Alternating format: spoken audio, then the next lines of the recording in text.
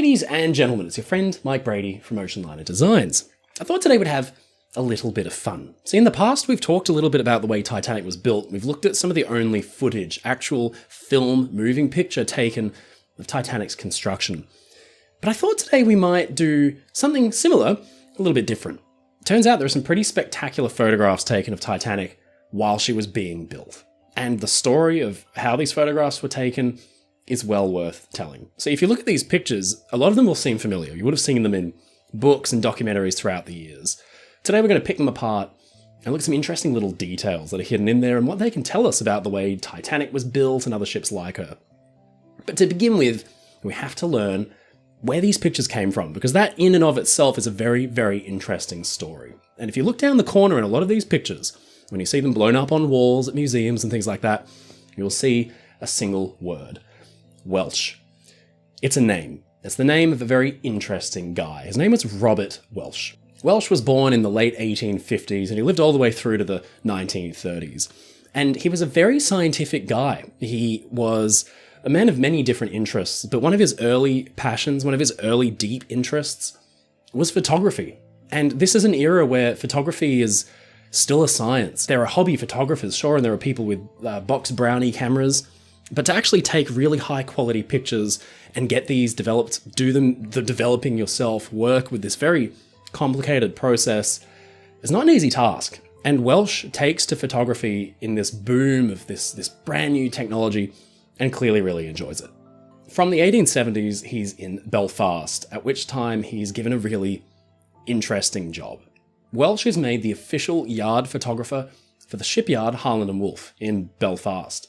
Now, this has huge implications for history because Welsh was a man of exacting standards and he used very large glass plate negatives when he was taking his photographs. These are not like your box brownie pocket cameras. These are big cameras on tripods that shoot onto these massive plate negatives. It's very complicated. It's very expensive. So why was Welsh doing this? It wasn't just for fun. Like I said, at the time, photography was expensive. It's this new and exciting technology, and Welsh is shooting these photos to a very, very high degree of detail. You can zoom right on in and see a lot of things that are going on. For Harland and Wolff, the shipbuilders, one of the premier shipbuilders in the world, this is huge news because before then they would have had to have got artists in to sketch what their ships might look like. There's a constant battle being fought by different shipyards to try and stay relevant, to try and get their name and their brand out as much as possible. So what could be better than to have a photographer come in and shoot pictures of your ships being built and being launched? So of course, when it was Titanic's turn in 1912, Welsh was still the yard photographer, and he did the thing he'd been doing for many years at that point. He came around and he shot a lot of pictures of Titanic. Maybe a lot isn't the right term. He shot some pictures of Titanic. There's really not that many. By the time Titanic came around, Olympic had already been built and launched, and Welsh photographed that ship in excruciating detail. There are dozens and dozens of Welsh photos of Olympic. There's only a handful of Titanic, because the press did the same thing. Titanic and Olympic were almost impossible to tell apart in the early stages of their construction. So if Olympic's already been built, then Welsh didn't feel the need to take a lot of pictures of Titanic for the very same reason the press didn't, because they already had pictures of Olympic that they could basically pass off as Titanic. And this is an issue that has dogged historians now for decades, where photographs of Olympic are always misquoted or misrepresented as being of Titanic. It's just not the case. It's very, very few photographs of Titanic that exist that were taken by Welsh.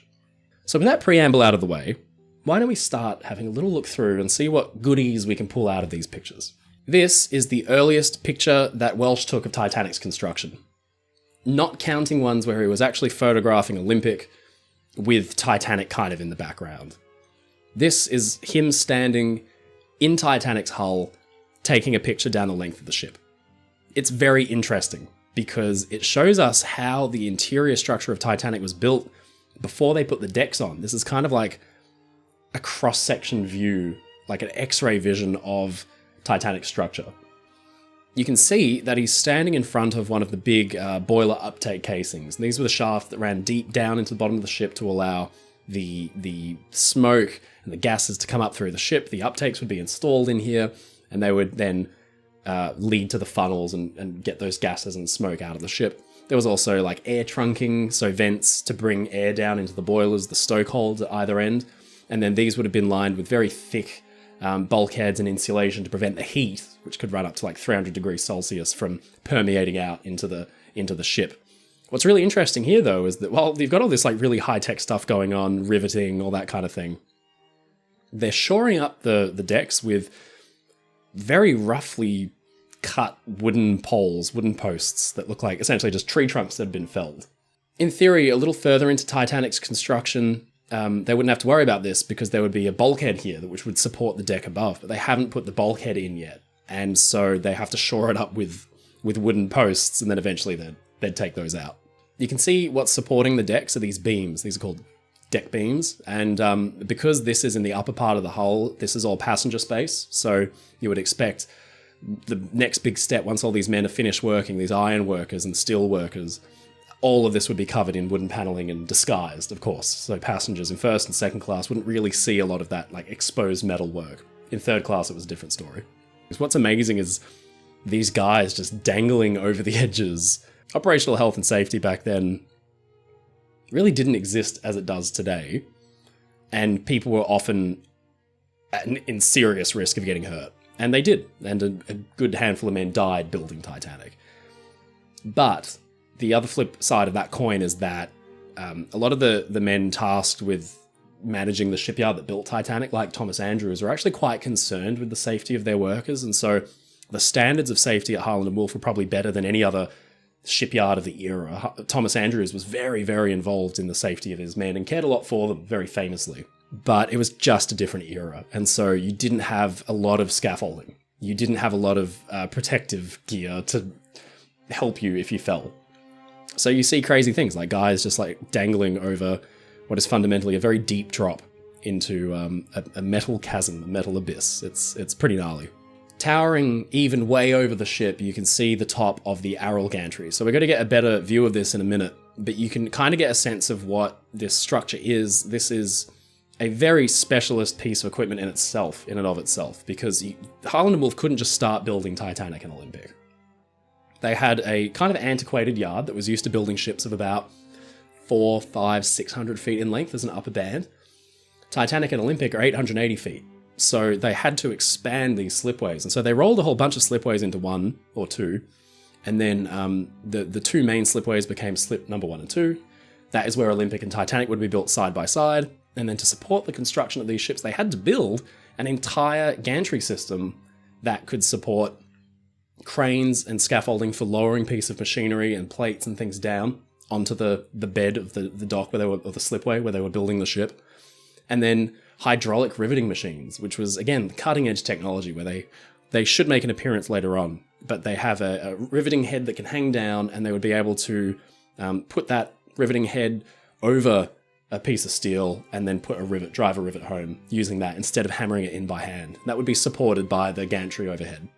It also gives them an opportunity to rig scaffolding to the gantry where they can actually plate the hull of the ship. So it's pretty telling that Welsh has started photographing Titanic at this state of the construction.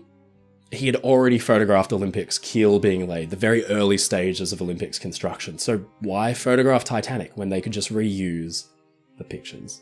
There are very big gaps in Titanic's construction that Welsh just didn't photograph at all.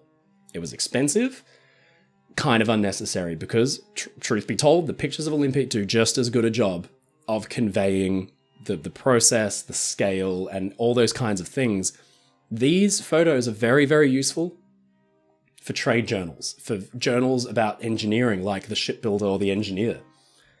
That's where these pictures are really destined to go. These are a little bit for Harland and Wolff's records, but mainly these are designed to show, hey, this is why we're the world's best shipbuilder. Look at the scale, look at what we're building here. That's why they invest all this money into this technology, this photography. And everything is designed to look as good as possible for these photographs because they serve as an advertisement, as an advertising piece for the company, for the builders, and for the White Star Line as well. So it's all part of the package. They also photographed the builders' models, so the shipyards would build a model of the ship they were building to show to booking agents and the public what the ship would be expected to look like when it's finished. to the company so they can get a sense, and the builders' models become a real source of pride for the shipbuilders as well. So they are photographed in turn, and those photographs are distributed as postcards and things like that. Photography is also so important to Harland and Wolff that they actually changed the way they make their builders' models a little bit. Instead of painting the underside of the ship a more realistic, brighter red tone, which we understand that ships are painted with quite a bright red anti-foul, they painted their hulls in this kind of very light pink colour. The reason being it shows up much better in photographs. It's also the reason why Olympic was painted white or a very, very light grey when she was launched. It shows up against the drab grey of the background. It looks just bigger and more impressive. So everything is geared towards this kind of propaganda-like approach to documenting the way these ships are built. This is possibly one of the most famous photographs taken of Titanic. You've seen it in dozens of books and videos and documentaries and all kinds of things. But it's little known that Welsh actually had 3 shots at taking it. So he took this one, he took this one, and he took this one. So we'll look at the first one because it's from a slightly different angle. It's a little bit sharper of an angle. And it's just really interesting because it gives you a view of the Arrol Gantry. So you can actually see how this thing was built a little bit. You can see some of the structure above where the cranes are slung and they've actually got lines and things rigged. This photograph is obviously really important for Harland and Wolff because it's the first view that people have of Titanic. It's one of the first main views that they've released to the public of the ship in construction, and it's basically ready for launch. So this is sometime around about May 1911 because the ship's waterline and the painting has been completed, ready for launch. What probably hasn't been completed is the ship's nameplate, or if it has been completed, it's not big enough or legible enough in the photographs. And so what Welsh has done is he's actually gone in and hand painted the name, actually etched it into the photograph to make it clearer for trade journals and magazines and the press, and even postcards when they actually begin to circulate this. We can see that Titanic is approaching a really good state of completion, ready for launch. What is missing is the entire front of the bridge. So if you actually look over here, you can see that B deck and A deck, the forward ends are just not even, they haven't even started those yet. So the bridge is missing, the forward end of that deck is missing. The ship is really an empty hulk at this point, and that's for good reason, because you cannot launch a ship when it's complete, as the Italian shipbuilders accidentally noticed and learnt when they built the Principessa Yolanda in 1907, totally complete with furniture and everything inside, without ballast or weight for balance.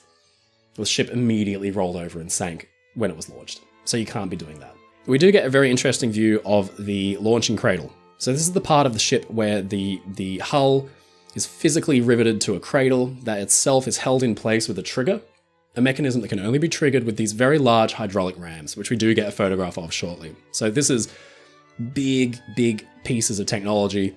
This is what's holding Titanic in place onto the launching slipway, onto the ramp, that once the resistance is let go, the ship and this whole bit of launching cradle here will roll down the slipway. Unless those hydraulic pumps aren't triggered, the trigger isn't released, the ship will stay in place. Hopefully. Another nice little detail here is you can see, people often ask, like, what is this hole at the front of the Titanic? It looks like an eye or something. You can see there's a cable coming out of it, quite a thick cable. So this is often called a fair lead or a hawse hole, and it's essentially an outlet for a large line to secure to an anchor. So in this case, this line that you see here was kept on a big reel in a special room compartment here down on C deck on Titanic. And the reel sat at the very front of the ship, and it could be connected to the central anchor, or possibly more importantly, it could be let out and connected to a tug or another ship for towing in case Titanic was disabled.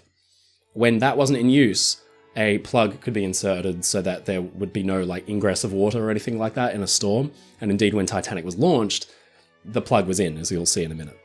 But as you can see, Titanic's hull is essentially complete, but it's empty. There's nothing inside. They haven't fitted the anchors. Nothing heavy has been put inside Titanic yet, except for a couple of pieces of steam machinery that will be needed when the ship is launched. This view is obviously so impressive to Welsh, he captures it 3 times, and it's definitely one of the most famous photographs of Titanic. We've all seen it. Moving on. By the time he takes the final version of the photograph, a few things have changed since the last time he took it, possibly maybe a few weeks beforehand. They have fitted anchors now to Titanic's hull.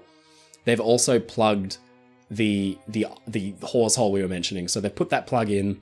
Titanic is essentially now ready for launch. So we're going to see Titanic be launched very, very shortly after this photograph has been taken, just weeks after the previous version. Maybe he wasn't happy with it.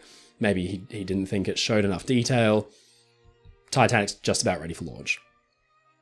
He also photographs the stern, so the very back of the ship in place before launch. So this is a great photograph because it shows a lot of the structure built around the ship to actually build it.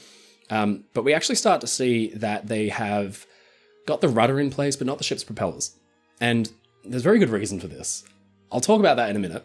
We can also see they've actually put some kind of big rod on the rudder, some kind of stiffening bands to hold the rudder to the stern of the ship. So we'll flick on over to the next picture, which shows a little bit of action around the rudder and the stern before the launch. This is again a very famous photograph of Titanic. We now get a clearer view of the stiffening bands they've put on the rudder connecting it to the hull. The reason for this is because Titanic's going to be sliding down the slipway at her launch at quite a good bit of speed, at a rate of 10, 12, 13 knots. And so she's got to be moving fairly quickly. At this stage, the hull probably weighs about 20-something thousand tons. So there's a lot of weight, there's a lot of momentum there. So it could be that rudder, which itself weighs about 100 tons, is about 6 or 7 stories tall. Without that support, could jam hard over to the left. It could then put the ship off its course.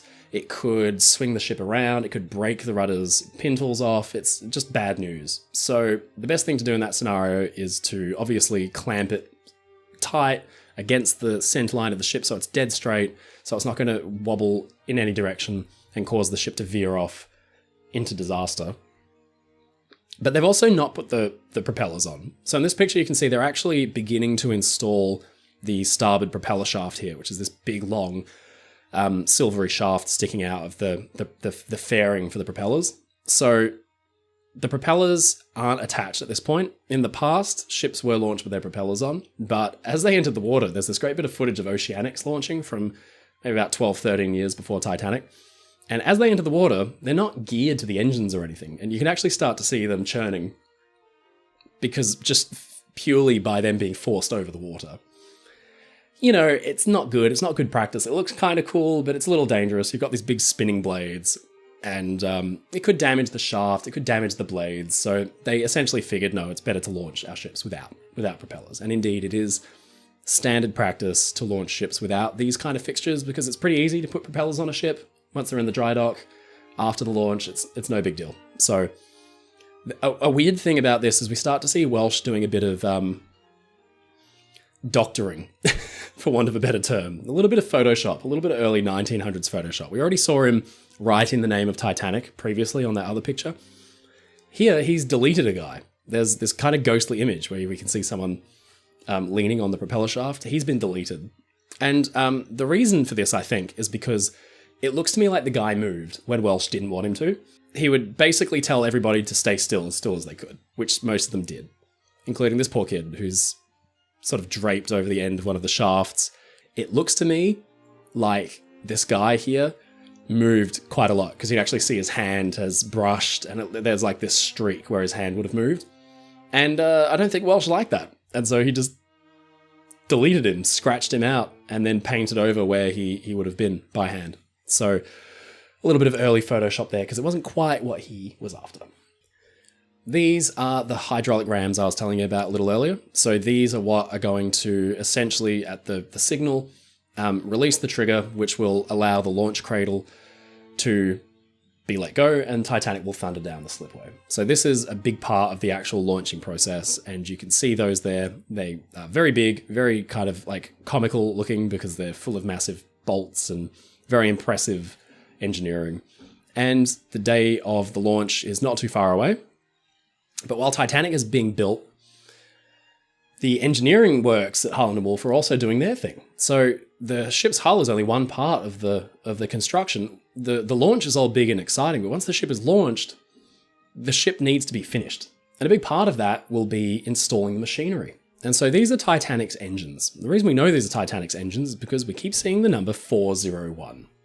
Harland and Wolff early on would assign numbers to their ship's hulls in order, in ascending order, to essentially identify what ship is what, aside from the ship's name. Names change, but a hull number doesn't. Titanic was number 401, Olympic was number 400. This is in the engine workshop at Harland and Wolff. You can see it is a massive, massive warehouse, some stories tall, and they've erected Titanic's engines here. Themselves are about 2-3 stories tall. These are big machines. This is only for test fitting. All of these things, all of these big pieces of steel have been cast, they've been machined, they've been laid, they've been worked on.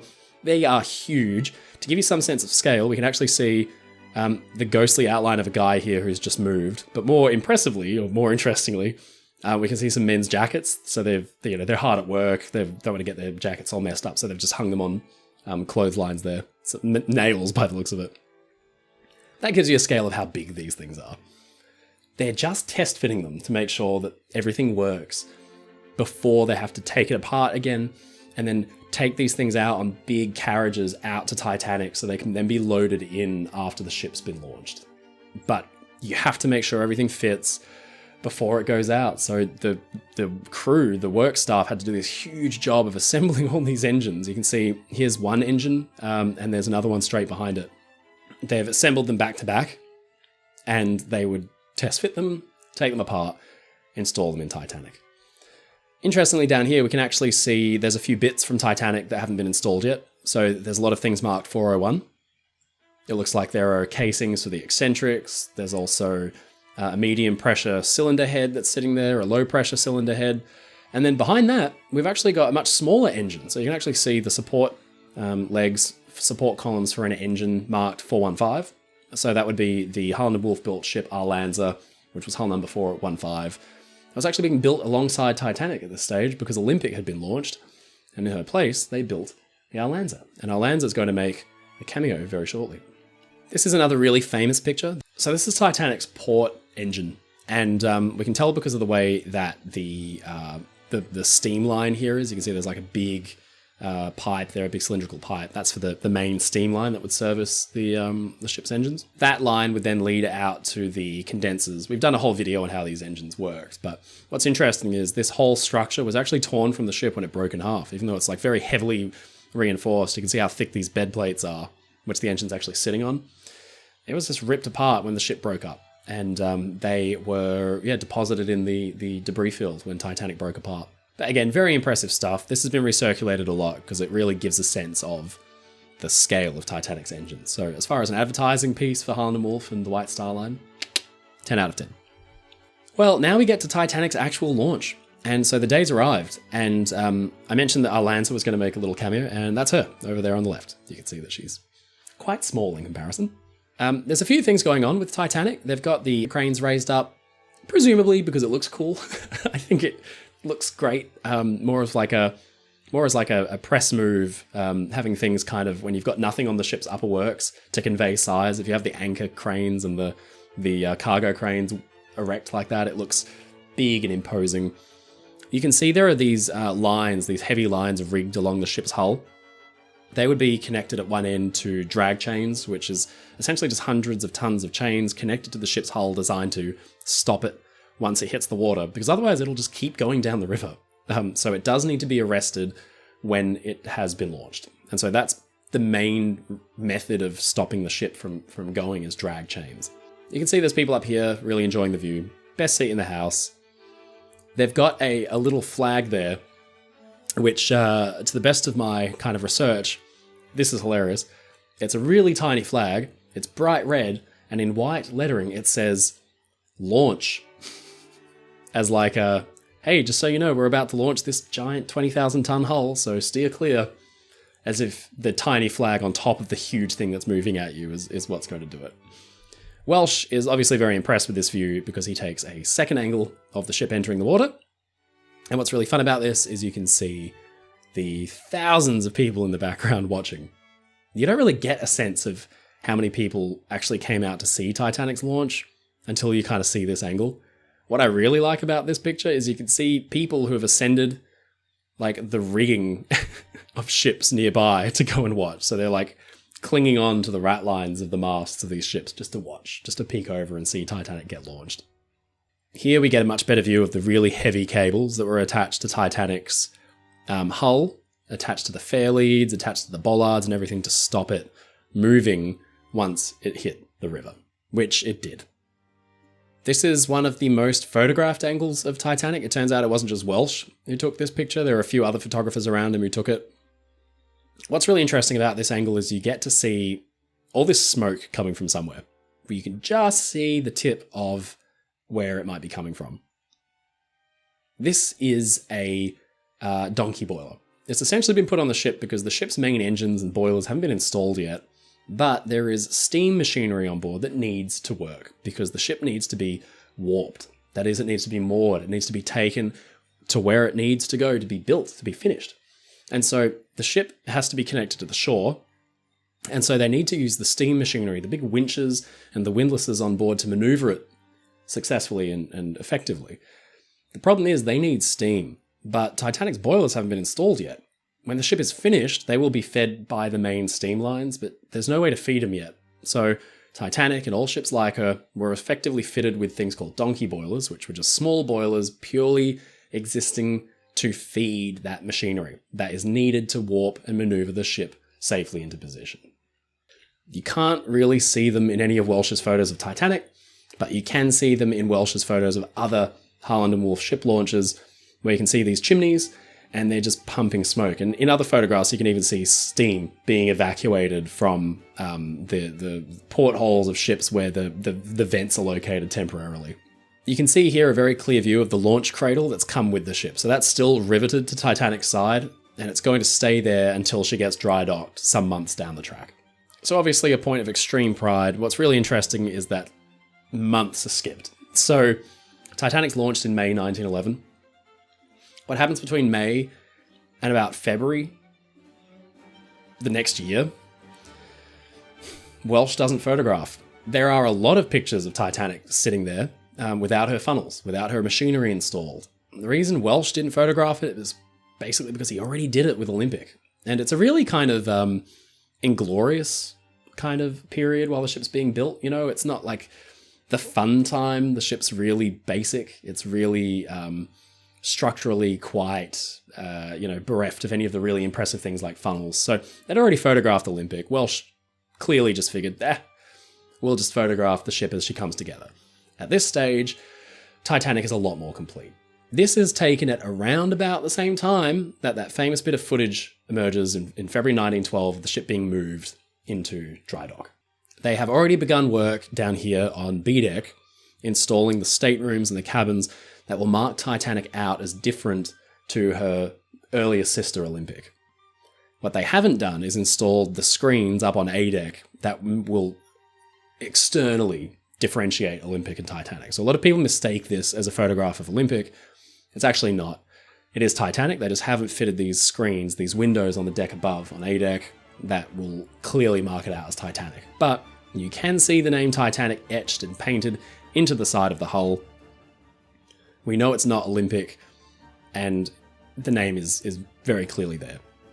They've installed the funnels, they've started to install some of the upper works and things. We can see fans and ventilators going in and things that will really be required to cool the ship, provide fresh air. This is early 1912 and Titanic's got to be ready for April. So clearly there's a lot of work needs to be done. So this is like the busiest period of work aboard Titanic, where they're furiously painting and, riveting and really cladding the inside of the ship with all the luxurious paneling that's going to be needed to hide the fact that it's actually a giant steel skeleton.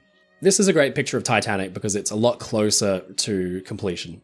And we can see that the A-deck screens have still not yet been installed. The reason we know this is Titanic and not Olympic is because of the way that her B-deck windows are unevenly spaced, and this is something that Olympic didn't have. It's a really beautiful broadside view of Titanic, and quite a unique stage in the ship's construction. This is a picture that Welsh has taken because he can use this to give to postcard companies and trade journals before the ship is actually completed, so they can get a head start on publicising the ship's launch, publicising her impending introduction, and creating merch, essentially, ahead of time. But if you zoom in and have a close look, you can see she's still really not finished. The hull hasn't been painted. There's a lot of work going on. There's a platform that's been erected around the funnel that they're actually using to paint the ship's funnels with. They've been painted, which is a good start, but the rest of the ship needs a lot of polishing before she's finished. At the last minute, they're going to fit those A-deck screens, which is what's going to protect people, give them a little more space that's covered when they promenade up on A-deck. Ultimately, that will be what, for most people, differentiates Olympic Titanic from the exterior. She's not yet flying the White Star Line house flag because she has to earn it. She has to go through her sea trials before she can do that. And in fact, the next few photographs of Titanic taken by Welsh are of this stage. So before Titanic takes her sea trials, or around about the time she does, Welsh goes down into some of the staterooms that are different to those aboard Olympic. And here's the big difference. Welsh doesn't photograph Titanic's grand staircase. He doesn't photograph the big, luxurious public rooms because they're almost identical to Olympic's. And he'd already photographed them. There are no photographs of Titanic's grand staircase. Every photograph you've ever seen of the grand staircase, including these really famous ones, these were taken by Welsh, but they're of Olympic. What he's doing is conserving money and taking pictures only of the rooms and the amenities that mark Titanic out as different to Olympic. And Titanic's got a lot of them. Titanic's B-deck has been completely rearranged so that all of these staterooms and all these cabins and all this luxury is something Titanic has, Olympic doesn't. So Welsh goes crazy, taking pictures of these rooms. What's funny though, is if you zoom in, you can see some places where she's not quite finished yet. You can see carpets that are kind of, a bit rough and haven't been finished at the edges. You can see lamps that have just been haphazardly plonked down on tables and things. Probably the most funny of all, you can see that this table in particular is covered in dust. It's not been polished up for the photograph. The lamp's just been plopped onto it. The cable's running all over the place. But these are to give agents, to give the public an idea of what Titanic's going to look like. In a trade journal, in a pamphlet, you're probably not going to be able to make out the fact that the carpet's not perfectly straight. But because we can see it in these, big, blown up negatives, we have more of an idea. This is a picture of Titanic's gym that Welsh took. Why he took a picture of Titanic's gym and didn't just use Olympics, I'm not entirely sure, but it's good because now we have a picture of a Titanic space that is cool and unique. This is a photograph of a room that is very unique to Titanic. Olympic wouldn't get one of these until a fair while later after Titanic's sinking. It's the Café Parisien. On Olympic, this is just a promenade. On Titanic, it's been repurposed very cleverly into a very light and airy space. What's interesting about this, though, we're all quite familiar with the Café Parisien. If you're a bit of a Titanic nerd, you'll recognize it. What's interesting here is that they haven't finished installing the decorations. The tables are empty, they're bare, there's nothing on them. The furniture's in place, but the plants, which I'm fairly certain were fake, the plants haven't been put in, the ivy on the trellises. So it looks kind of bare and a bit ugly in this photograph, which is funny because, again, this has been reproduced so many times. In real life, this would have been a very colourful room. It would have had very nice pastels and it would have looked really nice. They don't show up in black and white photos, so this looks quite bland and boring, but as our friends from Titanic Honor and Glory show us, it was actually a very colourful, very nice room. They've just started putting some plants, some ivy around the trellis here. They haven't done the rest of the room. Probably should have before they took the picture. Now comes the day of Titanic's sea trials. So this is April 1912. This is just before the ship is going to go to Southampton. These pictures tell us probably the least about the way Titanic was built, but they do give us some insight into kind of the mindset of the builders and that before the sea trials. Because as you will notice, Titanic's not wearing her owner's flag. She's not wearing the White Star Line burgee. The reason for that is she hasn't been handed over to her owners yet. She hasn't earned the privilege. The builders have to demonstrate that their ship can hit the speeds and maneuverability expected of the design before it is handed over to the owners, before the owners sign off on it. It hasn't happened yet. So Titanic's going out to her sea trials, not flying the White Star Line flag, but there will be a very ceremonial sort of moment where the ship will hoist the White Star Line flag for the first time, which of course she did. So these are, again, very famous photos of Titanic, very beautiful photos of Titanic. This is when she looks her best, brand new, her owners still haven't signed off. And this is kind of the end of the line for Welsh's coverage of Titanic. And he takes his final picture of Titanic. which isn't this one. I always thought this was the final picture Welsh took of Titanic. It's a nice symbolic view. It shows Titanic setting off into the distance, and it would be really nice if this was his last picture. We can see the marker buoys on the side, marking the channel. Titanic's about to let go of the tugs and go out and show what she can do. It's not the last picture of Titanic. The reason we know this is because of a little fact I just told you, which is that Titanic didn't wear the flag of her owners until she had done her sea trials. And actually we have this really interesting side view of Titanic that is numbered differently from the others. It sits a little earlier in the catalogue, but it must be one of, if not the last pictures Welsh took of Titanic, because the ship is flying the owner's flag. So this has to have been after her sea trials. So this has got to be possibly even the last day that Titanic was in Southampton. You can see that all of her boilers are on. All 3 funnels are smoking away. Titanic looks about ready to go. It's unclear if this is when she just got back from her builder's trials, or when she was about to leave for Southampton for the first and final time. Suffice it to say, though, Titanic successfully passed her trials, construction was almost complete, and she has earned the right to fly the White Star Line flag. The reason I say construction is almost complete is because we know that people were down below decks kind of doing a few little things here and there, zhuzhing the ship where they could, painting this and just, making a few little changes before the ship set off to take on her first passengers. Welsh gives a really nice, condensed view of Titanic's construction, but he misses big chunks that he didn't bother with because there are those photographs of Olympic that kind of already did it. So unfortunately, as ever, Titanic is the neglected child until she sinks. And then, of course, the public interest explodes. There's not been enough footage of Titanic taken, so what do? Well, we've got all these great photos of Olympics sitting around. Why don't we just use those? Olympic's propellers. Titanic's propellers were never photographed because Welsh had already photographed Olympic's propellers, so why bother? How many times have you seen these pictures misidentified as Titanic? The grand staircase, the smoking room, the lounge, all these interior spaces, they're not Titanic's. He had already photographed Olympic, so why bother with the middle child? Even then, the installing of the engines and the machinery, Welsh catalogued for the Britannic. There are these great photos of the giant German floating crane that was used to install all that machinery into the Britannic. He didn't bother with the Titanic. And it's a little bit sad, but it means that the photographs that we do have, they're precious, they're few, but I think they're really cool. They're really interesting, and I would love to have all of them hanging up in my house.